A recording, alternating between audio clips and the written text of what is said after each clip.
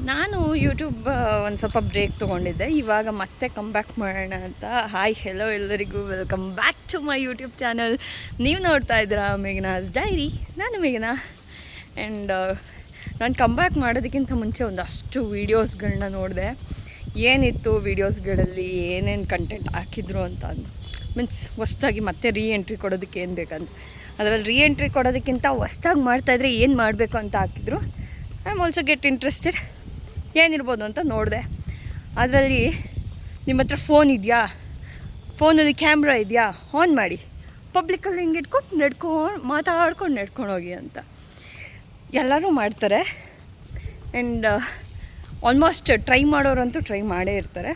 Try ಮಾಡಿರೋರು ಖಂಡಿತ ಹೇಳಿ ಅದು ವರ್ಕೌಟ್ ಆಗುತ್ತಾ, ಅವರು ಹೆಂಗೆ ಅಪ್ಲೋಡ್ ಮಾಡಬೇಕು, ಯಾವ ಟೈಮಲ್ಲಿ ಅಪ್ಲೋಡ್ ಮಾಡಬೇಕು, ಯೂಟ್ಯೂಬ್ ಆಲ್ಗರಿದಮ್ ಹೆಂಗೆ ವರ್ಕ್ ಆಗುತ್ತೆ, ಏನು ಬೇಡ ಅವ್ರಿಗೆ.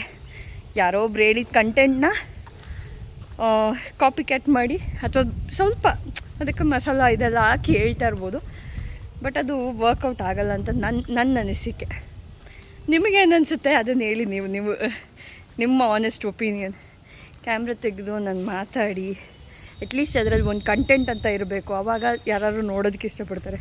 ಸುಮ್ಮನೆ ಓಪನ್ ಮಾಡಿಬಿಟ್ಟು ಕ್ಯಾಮ್ರಾ ಹಿಂಗೆ ಇಟ್ಕೊಂಡು ಹಿಂಗೆ ನಡ್ಕೋಗ್ಬೇಕಂತೆ, ಏನೂ ಮಾಡಬಾರ್ದಂತೆ, ಹಿಂಗೆ ಇಟ್ಕೊಂಡು ನಡ್ಕೊಂಡು ಹೋಗ್ಬಿಡ್ಬೇಕಂತೆ. ನಡ್ಕೊಂಡು ಹೋದರೆ ಲೈಕ್ಸು ಕಮೆಂಟ್ಸ್ ಎಲ್ಲ ಬಂದುಬಿಡುತ್ತಂತೆ. ಲಾಜಿಕ್ಕೇ ಅರ್ಥ ಆಗಿಲ್ಲ ನನಗೆ.